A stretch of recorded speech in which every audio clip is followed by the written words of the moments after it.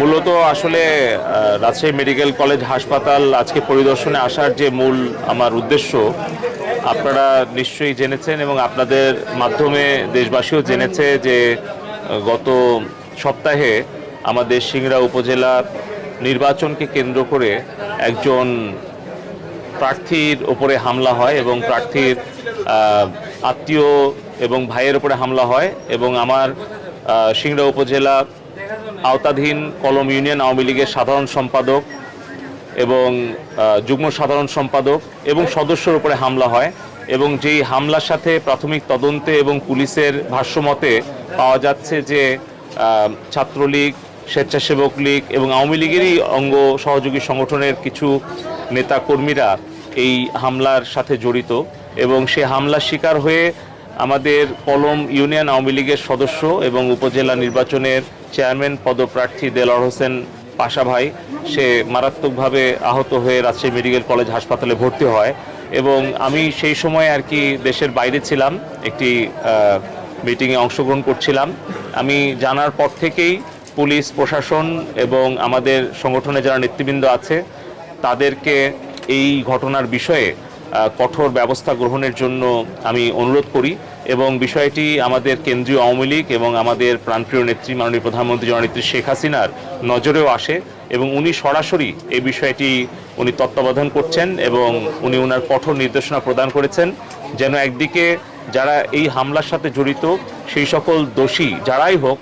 তাদের পরিচয় যাই হোক, তাদের বিরুদ্ধে শক্ত কঠোর আইন প্রয়োগ করা হয় এবং ইতিমধ্যেই দুজন আসামিকে পুলিশ গ্রেপ্তার করেছে এবং আরও বাকি যারা জড়িত আছে তাদের বিরুদ্ধে অনুসন্ধান এবং তাদেরকে গ্রেপ্তারের চেষ্টা চালাচ্ছে পুলিশ। এবং যিনি আহত হয়েছেন দেলোয়ার হোসেন পাশা ভাই, তার চিকিৎসার জন্য আমি দেশের বাইরে থেকেই আমাদের রাজশাহী মেডিকেল কলেজের অত্যন্ত সুযোগ্য দায়িত্বশীল পরিচালক শামীম ভাইয়ের সাথে যোগাযোগ করি এবং উনি খুব আন্তরিকতার সাথে বরাবরের মতোই আমাদের রাজশাহী মেডিকেল কলেজের হাসপাতালের দায়িত্বশীল যারা চিকিৎসকবৃন্দ আছে তারা দ্রুত তাকে আইসিইউতে নেন এবং তারপরে তার যথাযথ চিকিৎসা গ্রহণের মাধ্যমে তত্ত্বাবধানের মাধ্যমে তারপরে 2 দিন পরে তাকে সাধারণ ওয়ার্ডে নেওয়া হয় এবং আমি গতকালকে রাত্রে 1টার সময় আমি দেশে ফিরেছি এবং ফেরার পরেই আমি চিন্তা করেছি যে মানবিক দৃষ্টিকোণ থেকে, সাংগঠনিক দৃষ্টিকোণ থেকে আমার অত্যন্ত কাছের ঘনিষ্ঠ এবং আমার জন্য নিবেদিত, আমার দলের জন্য নিবেদিত আমার আওয়ামী লীগের যে কর্মী মাননীয় প্রধানমন্ত্রী শেখ হাসিনার নির্দেশ পালন করতে গিয়ে একটি উন্মুক্ত নির্বাচনে অংশগ্রহণ করতে গিয়ে রাজনৈতিক কারণে হামলার শিকার হয়েছে। সেই কারণে আমি আমার দায়িত্ব বলে মনে করেছি যে দ্রুত ছুটে আসা রাজশাহী মেডিকেল কলেজ হাসপাতালে। আমি সরাসরি তাকে একটু দেখতে চেয়েছিলাম এবং তার চিকিৎসার খোঁজখবর নেওয়ার উদ্দেশ্যে আমার এখানে আসা এবং তার কোনো সমস্যা আছে কিনা, তার কোনো প্রয়োজন আছে কিনা বা তার আত্মীয় স্বজনের আবেগ অনুভূতি এবং তাদেরকে একটু সমবেদনা জানানো এবং তাকে মানসিকভাবে আরও আশ্বস্ত করা যে মাননীয় প্রধানমন্ত্রী জননেত্রী শেখ হাসিনা উনি নিজে এই বিষয়টি খোঁজ খবর রাখছেন, উনি নিজে যে কঠোর সিদ্ধান্ত দিয়েছেন আমাদের কেন্দ্রীয় আওয়ামী লীগের সাধারণ সম্পাদকের মাধ্যমে যে উপজেলা নির্বাচনে কোনো সংসদ সদস্য বা কোনো মন্ত্রী কারো কোনো আত্মীয় স্বজন বা কারো কোনো ব্যক্তিগত পছন্দ অপছন্দের কোনো প্রার্থী কোনো বিশেষ কোনো সুযোগ সুবিধা পাবে না এবং সেই ক্ষেত্রে উনি নিরুৎসাহিত করার জন্য আমাদের দলের সাধারণ সম্পাদকের মাধ্যমে যে বার্তাটি দিয়েছেন সেই বার্তাটি আমি আমার নির্বাচনী এলাকা সিংড়া উপজেলার 12টি ইউনিয়ন এবং পৌরসভার জনগণের কাছে দিতে চাই। কিন্তু যেহেতু নির্বাচনের তফসিল ঘোষণা হয়েছে,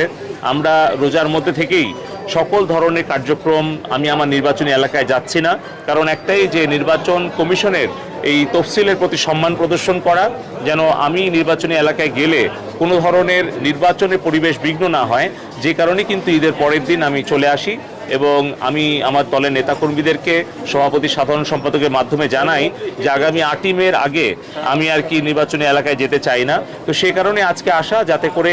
প্রথমত আমরা দেলোয়ার হোসেন পাশা ভাইয়ের সুস্থতা কামনা করি। আমি সকলের কাছে দোয়া চাই যেন আমাদের এই রাজনৈতিক কর্মী আওয়ামী লীগের সদস্য সে যেন দ্রুত সুস্থ হয়ে ওঠে, আপনারা দোয়া করবেন। পাশাপাশি তার প্রতি হামলা যারা চালিয়েছে আমি পুলিশ প্রশাসন সকলের কাছে আমি অনুরোধ করব যেন দ্রুত আরও বাকি যারা আসামিরা জড়িত আছে আপনারা ভিডিও ফুটেজে দেখেছেন, আমরাও দেখেছি, যেখানে চিহ্নিত করা গেছে যে যারা আর কি হামলার সাথে সরাসরি জড়িত, যারা তাকে মাইক্রোবাসে অপহরণ করে তুলে নিয়ে যাওয়ার সাথে জড়িত এবং তাদের পেছনে কারা আছে, তাদেরকে যেন দ্রুত গ্রেফতার করে কঠোর আইনগত ব্যবস্থা গ্রহণ করা হয়। পাশাপাশি আমি উপজেলা আওয়ামী লীগের সভাপতি, সাধারণ সম্পাদকের সাথেও আমি এসে হাসপাতালে আসার আগে কথা বলেছি যে আমাদের আওয়ামী লীগের উপজেলা বা পৌর শাখার যদি কেউ জড়িত থেকে থাকে, তাদের বিরুদ্ধে আওয়ামী লীগ যেন সাংগঠনিক কঠোর সিদ্ধান্ত নেয়, ব্যবস্থা নেয়, এবং যারা অন্য সংগঠন, সহযোগী সংগঠন, ছাত্রলীগ, স্বেচ্ছাসেবক লীগ বা শ্রমিক লীগ, তারা যারা আছে সেই সকল সংগঠনে যাতে সেগুলো উপজেলা আওয়ামী লীগের সভাপতি, সাধারণ সম্পাদক তাদেরকে সুপারিশ করে বহিষ্কার কিংবা তাদের সাংগঠনিক তাদের বিরুদ্ধে ব্যবস্থা গ্রহণ করার জন্য। আমি জেলা আওয়ামী লীগের সহসভাপতি হিসেবে এবং আওয়ামী লীগের নৌকার একজন বিজয়ী সংসদ সদস্য হিসেবে এবং সরকারের একজন প্রতিমন্ত্রী হিসেবে আমি মনে করেছি যে এই ধরনের ঘটনা কোনোভাবেই গ্রহণযোগ্য নয় এবং এর বিরুদ্ধে কঠোর ব্যবস্থা গ্রহণের মাধ্যমেই আমরা এমন দৃষ্টান্ত তৈরি করতে চাই যেন ভবিষ্যতে কেউ কারো কোনো পরিচয় ব্যবহার করে বা কোনো অনৈতিক কোনো আর কি অতিরিক্ত ক্ষমতা প্রয়োগ করে আমাদের দল এবং সরকারের ভাবমূর্তি নষ্ট করার দুঃসাহস না করতে পারে, তারই জন্য আমরা একটা কঠোর দৃষ্টান্ত তৈরি করতে চাই। সে ব্যাপারে আমরা